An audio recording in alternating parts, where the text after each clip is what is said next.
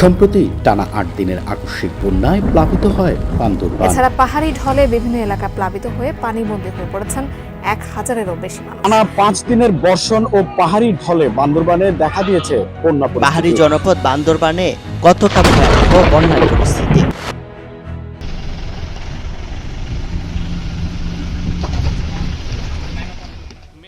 প্রতিকূলতার মুখে প্রকৃতির ক্রোধ যখন আঘাত করে, তখন অটুট মমতায় তাদের পাশে দাঁড়ানোর নামই মানবতা।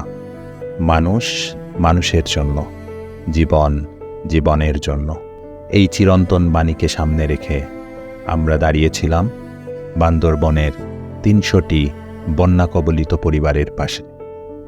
সবার সম্মিলিত প্রচেষ্টার মাধ্যমে আমরা এই পরিবারগুলো